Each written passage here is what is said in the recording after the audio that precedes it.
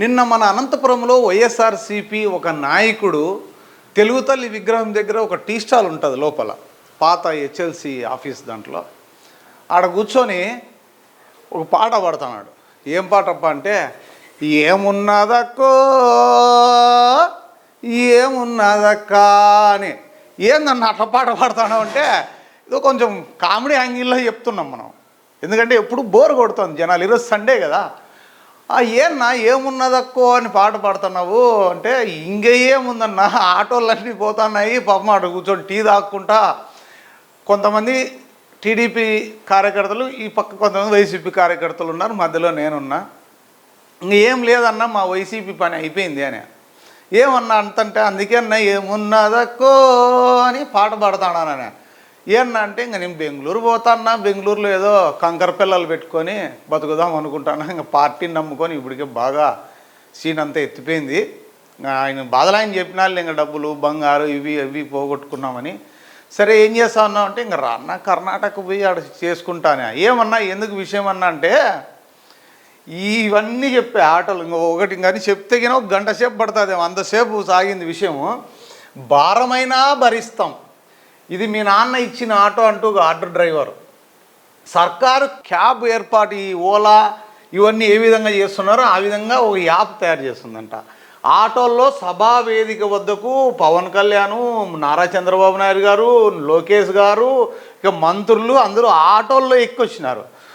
ఇవన్నీ చెప్పుకుంటా మా చూస్తే ఎప్పుడు డేరాల్లో వండుకొని కనీసం నాయకులకు కార్యకర్తలకు అపాయింట్మెంట్ ఇయ్యలే. వీళ్ళు చూస్తే ప్రజల్లోకి దూసుకుపోతున్నారు.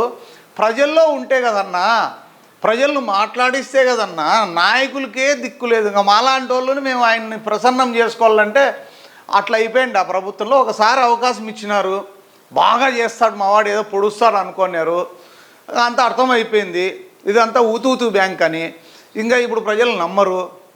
ఇంకా నన్ను అన్నాడు, మీలాంటి రెడ్లు వెళ్ళిపోయారు, నాతో పాటు ఇంక ఎంత లిస్టు చెప్పాయన, వేమిరెడ్డి ప్రభాకర్ రెడ్డి, కోటమిరెడ్డి శ్రీధర్ రెడ్డి, నెంబర్ 2 అనే విజయసాయి రెడ్డి, ఇలా ఇంకా చాలా చాలా పేర్లు చెప్పుకుంటూ వచ్చా. ఎన్ఆర్ఐలతో సహా చెప్పినాడు. ఈ విధంగా ఇంతమంది వెళ్ళిపోయి మళ్ళీ నన్ను అన్నాడు, నువ్వు కూడా కరడు కట్టిన వైఎస్ఆర్సీపీ పార్టీకి పనిచేసినావు కదా, నువ్వు కూడా నీలాంటి వాళ్ళు కూడా వెళ్ళిపోయారు లాస్ట్ కంటే. అవునా, తెలుసుకున్నావన్నా అంటే మాయలో ఉంటుంది. అప్పుడు ఆ మాయ తొలగింది, ఇది పరిస్థితి. అప్పుడు 14 వస్తాయని నువ్వే చెప్తావంటే అది రివర్స్ అయిందన్న. ఇట్లా మరి ఇట్లా జరుగుతుంది అనుకోలే. ఆ రోజు కూడా ఒకటే చెప్పినన్నా, ఓటమైనా గెలుపైనా కేవలం జగన్మోహన్ రెడ్డే, ఎమ్మెల్యేలకు సంబంధమే లేదని చెప్పాం. ఎస్, ఇది నిజం. ఒకవేళ గెలిచినా క్రెడిట్ అంతా వైఎస్ జగన్మోహన్ రెడ్డిదే. ఓడినాడు కాబట్టి ఆ క్రెడిట్ అంతా కూడా గోస్ టు జగన్మోహన్ రెడ్డి. ఎందుకు? ఆయన చేసిన నిర్వాకం వల్లనే. ఇది అక్షర సత్యం. ఎమ్మెల్యేలు డమ్మీలు, అవేవో వాలంటీర్ వ్యవస్థ ఇవన్నీ అవి ఇవి చేసి మేము కూడా మాయలో అమ్మ ఎప్పుడు ఎవరు చేయలేనంత సంక్షేమము.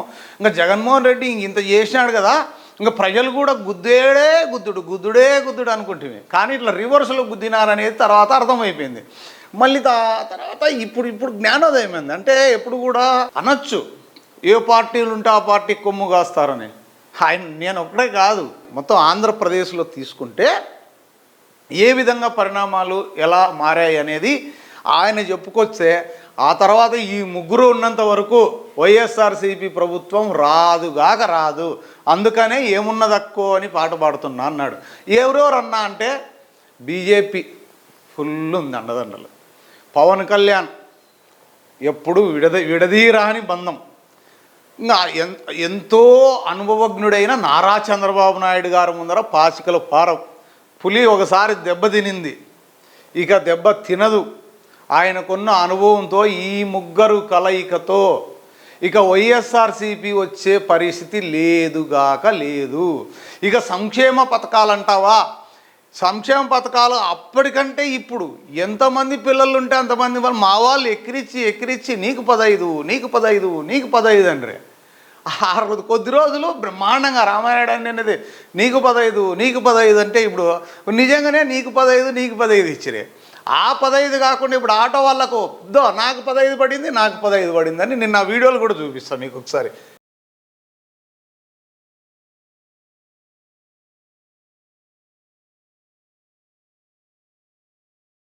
చూడండి ఈ వీడియోల్లో ఆ విజయోత్సవ ర్యాలీ, కార్యకర్తల్లో నాయకుల్లో ఆ ఉత్సాహం. ఎందుకంటే అన్నీ నెరవేర్చినారు కదా. సూపర్ 6 సూపర్ హిట్ సభ పెట్టిరే. మీరు ఇంక ఏమి విమర్శించాలా మేము? మా వాళ్ళు చూస్తే రోడ్లు వేయలేకపోయినప్పుడు ఆ రోడ్లు జనసేన పార్టీ వాళ్ళు వచ్చి గుంతలు పూడుస్తా అంటే కడుపులో కలుక్కుమనింది అన్నాడు ఆయన. నిజమే కదా. ఆ రోజు కనీసం రోడ్లు ఎప్పుడన్నా కూడా రాష్ట్రం కానీ దేశం కానీ అభివృద్ధి పథంలో దూసుకుపోవాలంటే రోడ్లు బాగుండాలి. రోడ్లు బాగుంటే ట్రాన్స్పోర్టేషన్ అన్నీ బాగుంటాయి. దానిపైన ఆధారపడినేటి విషయాలు ఆయన చాలా చెప్పుకొచ్చారు. అవన్నీ ఇక్కడ చెప్తే బోరు కొడుతుంది. సో ఈ విధంగా ఒకదానికొకటి ఇండస్ట్రీస్ అప్పుడు రాకపోయా, రాజధాని అభివృద్ధి కావచ్చు, ఏదైనా ఎనీవన్ ఒకదానికొకటి బేసికల్గా ఆయన చెప్తే నిజంగా మైండ్ బ్లోయింగ్. వైఎస్ఆర్సీపీ కార్యకర్తనే చెప్పింది, నేను కాదు. సో ఆ విధంగా చెప్తే ఈ ఆటో వాళ్ళకు కూడా 15,000 ఇచ్చి బస్సుల్లో చాలామందికి ఉపయోగపడుతున్నాయంట. చాలామంది ఈరోజు కూడా చాలా పెళ్ళిళ్ళు ఉన్నాయి. అంతెందుకు మా ఇంట్లో మేము ఎప్పుడైనా కారులో పోతుంటే ఈరోజు ఆధార్ కార్డు ఉంటే బస్సు ఫ్రీ కదా అని మా అమ్మ నా పిల్లం అందరూ బస్సుల్లో పోతున్నారు బ్రహ్మాండంగా ఎక్కి. బస్ స్టాండ్కి పోతే సీట్లు దొరుకుతాయి, మళ్ళీ బస్ స్టాండ్కి పోతే వస్తారు. Free free free free. ఇంతకు మించి ఏం చేస్తారప్పా? అన్నీ చేసినారు. ఇంకా అంతకు మించి చేయాలంటే మా చేత కాదు, మా వాళ్ళు చేయలేరు. కాబట్టి ఏమున్నదక్కో అంటున్నా, మేము ఊళ్ళో ఉండే పరిస్థితి లేదు అని చెప్పేసి ఆ నాయకుడు చెప్పుకొచ్చిన పరిస్థితి. ఇంకా దరిద్రం ఏంటంటే ఈరోజు ఈ సాక్షి పేపర్ చూస్తే పొద్దున్నే ఏం రాసినారు, నారా లోకేష్ బాబు గారు ఇది రాస్తారు. ఇది ఏమన్నా పెద్ద భూత, ఎవరినైనా గుద్దితే నాకే బొక్క. మంత్రి లోకేష్ అభ్యంతరకర మాటలంట. మంత్రి లోకేష్ అభ్యంతరకర మాటలు. ఓ మహిళా ఆటో డ్రైవర్ అవాక్కైందంట. ఆయమ్మ అవాక్కైంటి పోయి చూసినప్పుడు ఎవరు ఆ స్వామి ఆయమ్మ అవాక్కైందే అని. ఇదేమన్నా సర్పెక్షలా? ఏమన్నా అవాక్కయ్యారా?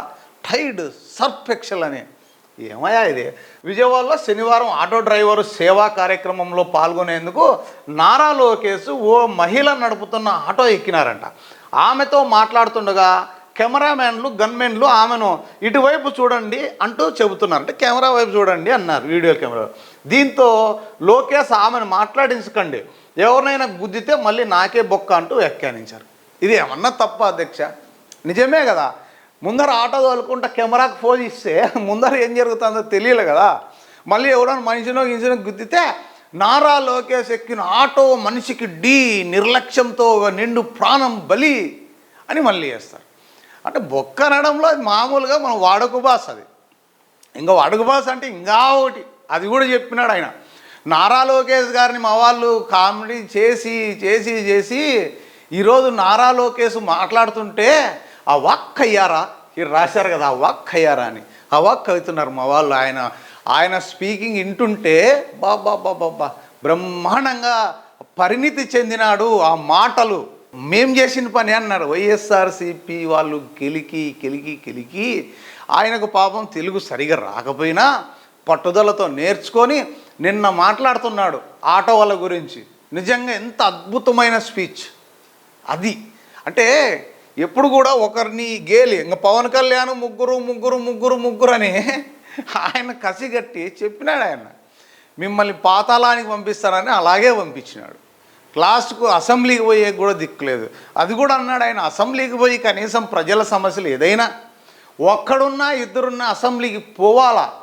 అసెంబ్లీకి పోకపోతే మరి ఇంతమంది ప్రజల సొమ్ము ప్రజల ధనంతో మిమ్మల్ని ఎమ్మెల్యేలకు ఎన్నుకుంటే మా బాధలు మీరు వినిపించాలి కదా. అసెంబ్లీలోకే పోనే వాళ్ళు మీకు ఎట్లా ఓట్లు వేస్తారయా మళ్ళీ అని ఆయన అంటున్నాడు. నిజమే కదా ఇది. ఇవన్నీ చూస్తే నిజంగా ఒకసారి చూడండి, వైఎస్ఆర్సీపీ ప్రభుత్వంలో ఆయన కనీసం పెద్ద నాయకులకి ఇవ్వలేదంట. ఇక్కడ మాత్రం చూడండి ఆటో వాళ్ళతో ఫోటోలు దిగడము, ఆటోలోకి కూర్చోవడము, సర్కారీ యాప్ ఇది మీ నాన్న ఇచ్చిన ఆటో అంటూ ఇప్పుడు మిమ్మల్ని తీసుకెళ్తున్నా అని లోకేష్కు మహిళా డ్రైవర్ చెప్పిందంట. ఆటో నడపడం వల్ల ఏ ఇబ్బందులు ఉన్నాయమ్మా అంటూ మహిళా ఆటో డ్రైవర్ స్వర్ణలతను మంత్రి లోకేష్ అడిగారు. పెద్దగా ఇబ్బందులు లేవన్నా అని ఆమె బదిలిచ్చారు. 2014-15 మధ్యలో ఆటో నడపడం నేర్చుకున్నాను. నాకు అప్పట్లో ఆటో తాళం చంద్రబాబు గారు ఇచ్చారు. ఇప్పుడు మీ నాన్న ఆటోలో మీరు ఎక్కారు, నాకు చాలా సంతోషంగా ఉందని ఆమె తెలిపారు. కూటమి నేతలకు మద్దతుగా తరలి వచ్చిన వేలాది మంది నాయకులు ప్రజలతో ప్రకాశం బ్యారేజు పరిసరాలు కిక్కిరిశాయి. బాణాసంచ పేలుస్తూ తీన్మార్ డప్పులతో నేతలకు వారంతా ఘనస్వాగతం పలికారంట. సమర్థ నాయకత్వం, ప్రణాళికాబద్ధమైన పాలనతోనే రాష్ట్రాభివృద్ధి అంటూ పవన్ కళ్యాణ్ చెప్పారు. ఏమని? స్త్రీ శక్తితో వారికి జరిగే నష్టం గురించి క్యాబినెట్లో మాట్లాడాను. రోడ్లపై గుంతలు, గ్రీన్ ట్యాక్స్, అవును గ్రీన్ ట్యాక్స్ చెప్పి ఆయన ఎవరు వైఎస్ఆర్ కరుడు కట్టిన కార్యకర్త. ఇవన్నీ కూడా పవన్ కళ్యాణ్ కూడా ఇవన్నీ చెప్పారు. ఆటోల్లో సభావేదిక వద్దకు వీళ్ళందరూ వచ్చారు. సంక్షేమానికి పెద్దపీట, ఆటో డ్రైవర్ల సేవలో మంత్రులు ఉద్ఘాటన, జనసేన బలోపేతానికి త్రిశూల ఊహం అంటూ కూడా ఇక్కడ రాశారు. సో ఇవన్నీ చూస్తుంటే ఇక్కడ ఆటో డ్రైవర్లతో మాట్లాడిచ్చారు. ఇవన్నీ కూడా అంటే ప్రజల్లోకి దూసుకుపోయే నాయకులు, నాయకత్వ లక్షణాలు కావాలి. దానికి అనుభవజ్ఞులైన నాయకులు కావాలి. ఒక అనుభవమే నేర్పుతుంది. ఎన్నో డొక్కా ముక్కాలు పడి ముఖ్యమంత్రి అయ్యారు నారా చంద్రబాబు నాయుడు గారు. అలాగే పవన్ కళ్యాణ్ గారు కూడా రాత్రికి రాత్రి ఆయన రాలేదు, ఎన్నో పోరాటాలు చేశారు. అంతకుముందు ప్రజారాజ్యం పార్టీ పెట్టి ఏ విధంగా ఫెయిల్యూర్ అయ్యారో ఆయనకు బాగా తెలుసు. అందుకనే ఆ ఫెయిల్యూర్స్ అన్నీ కూడా ఈరోజు ఆయన విజయానికి నాంది పలికాయని చెప్పాలి. అందుకనే వీళ్ళందరూ కూడా చూడండి, ఇక్కడ మంత్రి సబితమ్మ అంటే గుర్తొచ్చింది. నేను మొన్న అసెంబ్లీ సమావేశాలు జరుగుతుంటే సచివాలయంలోకి వెళ్ళాను. అక్కడ అందరూ పెనుగొండోళ్ళు, పుట్టబర్తోళ్ళు అందరూ ఆడ కనపడి నన్ను 39 టీవీ కదా అని అడిగారు. అవునా అంటే మీ వీడియోలు చూస్తుంటామన్నారు. వాళ్ళందరూ కూడా అక్కడ సబితమ్మ అసెంబ్లీ సమావేశాలు జరుగుతున్నా ఆ రోజు ఏదో అక్కడ ఉన్న అఫీషియల్స్తో, ఐఏఎస్లు వాళ్ళతో ఏదో మీటింగ్ పెట్టుకున్నారు. ఆ నియోజకవర్గం పుట్టపర్తోళ్ళు, తర్వాత పెనుగొండోళ్ళు, మడకసిరోళ్ళు అందరూ వస్తే వాళ్ళందరినీ లోపలికి పిలుచుకొని ఎంత ఆప్యాయంగా మాట్లాడుతున్నారంటే నిజంగా నాకు ఆశ్చర్యం వేసింది. తర్వాత పక్కనే అచ్చెన్నాయుడు గారి క్యాబిన్ ఉంటే అక్కడికి వెళ్ళాను. నీళ్ళు అడిగితే పాపం వాళ్ళ పిఆర్ఓ సీసాలు, నాకు కూడా తెలియదు, అక్కడ వాటర్ బాటిల్స్ వాడడం లేదు, సీసాల్లో నీళ్ళు ఇచ్చారు. 2 సీసాలు తాగాను. తర్వాత ఆయన పిఆర్ఓ అంట. మీరు ఎవరండి ఏంటంటే సో అని చెప్తే ఆయన కాఫీ చేసుకుంటే కాఫీ ఇచ్చాడు ఒక పిఆర్ఓ అచ్చెన్నాయుడు గారి ఆఫీస్లో. అంటే ఎంత ఆనందం వేస్తుంది అంటే రెస్పెక్ట్. గతంలో ఈ రెడ్లంతా ఎందుకు దూరం అయ్యారనుకుంటున్నారు? రెస్పెక్ట్ లేక. ఇంకా రారు వాళ్ళు, అయిపోయింది పని. సో ఇప్పుడు బలిజలు, ఆయన అదే అంటాడు, బలిజలు పవన్ కళ్యాణ్ వదిలిపెట్టి రారు, కమ్మలు నారా చంద్రబాబు నాయుడు వదిలిపెట్టి ఎటువంటి పరిస్థితిలో రారు. రెడ్లు 50% ఇటువైపు వచ్చేసారు. ఎటువైపు? తెలుగుదేశం 50 కాదు 80% లాస్ట్ వచ్చారు. ఇప్పుడు అంతో ఇంతో ఒకవేళ పోయినా 50% ఈ పక్క ఉంటారు. ఇక ఎప్పటి నుంచో ఉన్న తెలుగుదేశం పార్టీ కార్యకర్తలను, కరుడుగట్టిన కార్యకర్తలను ఎవ్వరూ మార్చలేరు. సో వైఎస్ఆర్సీపీ ప్రభుత్వం పని అయిపోయింది, ఇక క్లోజ్, చాప్టర్ క్లోజ్. అందుకనే ఏమున్నదక్కో ఏమున్నదక్క అంటున్నాడు ఆయన. 14 కిలోమీటర్ల ప్రయాణం.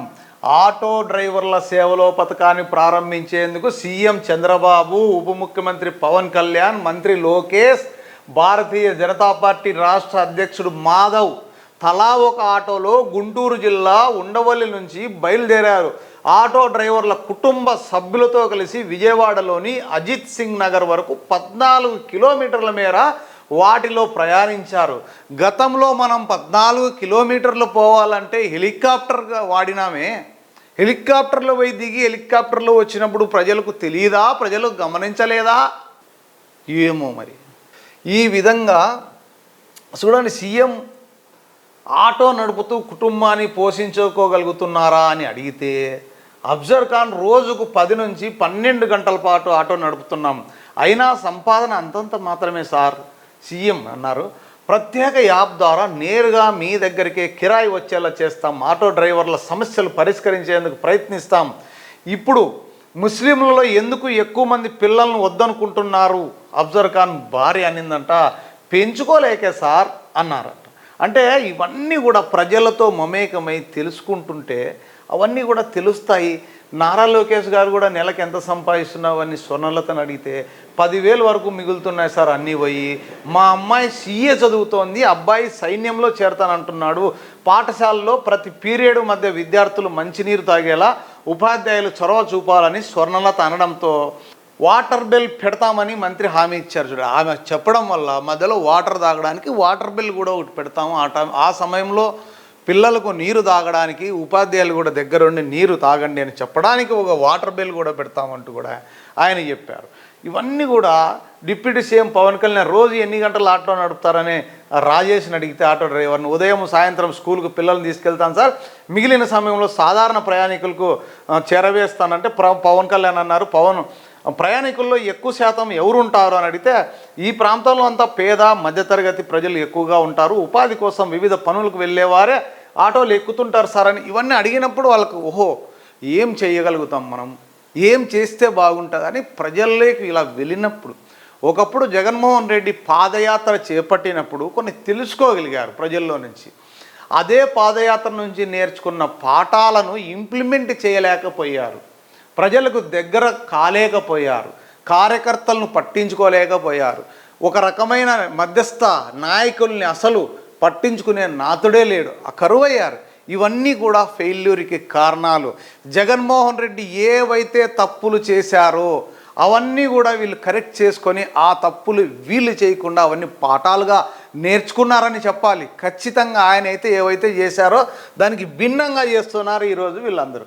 అందుకనే ఇక వైఎస్ఆర్సిపి ప్రభుత్వం వచ్చే పరిస్థితి లేదు. జరిగిన విజువల్స్ అన్నీ ఒకసారి చూద్దాం. అవేవి ఈ విజయోత్సవ నిన్న ఆటో వాళ్ళకు అందరూ ఇక్కడ దగ్గుబాటి ప్రసాద్ గారు ఫుల్ ఆనందంతో, తర్వాత ఆటో కూడా నడిపారు. ఆటో ఎక్కి ఆటోని నడిపినారు, ప్రజలతో మమేకమైనారు. నాట్ ఓన్లీ దగ్గుబాటి, అందరూ ఇక్కడ బండారు శ్రావణి, పరిటాల సునీతమ్మ గారు. ఎస్, ఏనాడన్నా అట్లా ప్రజలతో కలిసినారా ఆయన?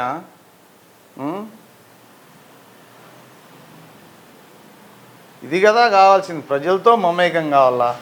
ఎంతసేపు వాలంటీర్లు వాళ్ళు ప్రజలతో కలిసి కార్యకర్తల బాధలు తెలుసుకొని ఒకరోజు కాకపోతే ఒకరోజు వాళ్ళ బాధలు విని ఇవన్నీ చేయగలిగితే ఏదన్నా కానీ పార్టీ ఒకసారి నమ్మినారు, బ్రహ్మాండంగా పార్టీని గెలిపించినారు, వైఎస్ఆర్సీపీ పార్టీని. దాన్ని నిలబెట్టుకోలేకపోయారు. నిలబెట్టుకోలేకపోయారు కాబట్టి ఒక్కసారి ఫెయిల్యూర్ అయ్యారు. ఇక కష్టమే. ఇది ఆయన నేను అన్నది కాదు, ఇది పరిస్థితి. సో ఏదేమైనా ప్రజలకు నాయకులకు మధ్య ఈ వారధిలా ఎవరు వండుకోకుండా డైరెక్ట్ పెదరాయుడు అంటారు చూడు, ధనుష్ టు పెదరాయుడు, పెదరాయుడు టు ధనుష్ అని, ఆ విధంగా ఇప్పుడు డైరెక్ట్గా నారా లోకేష్ గారిని కలవాలన్నా డైరెక్ట్ కలవచ్చు, సీఎం గారిని కలవచ్చు, డిప్యూటీ సీఎం గారిని కలవచ్చు, మంత్రులను కలవచ్చు. ఇది ప్రజా స్వేచ్ఛ. గతంలో ఇది ఉందా? లేదు. ఇది కదా మరి అయితే ఇంకా ఏమున్నదక్కో అనాల్సిందేనేమో. భవిష్యత్తు ఏం చెప్తుందో చూడాలి. మరి చెయ్యలేరు అన్నవి చేసి చూపించారు. ఇక విమర్శించడానికి ఏమీ లేవు. రోడ్లు కూడా ఎప్పటికప్పుడు వేస్తున్నారు. ప్రతి విషయము చెప్పిన దాంతోపాటు చెప్పనివి కూడా చేస్తున్నారు. ఇక ఏమున్నదక్కో అనక ఇంక ఏమనాలి అని ఆ కార్యకర్త అన్నారు.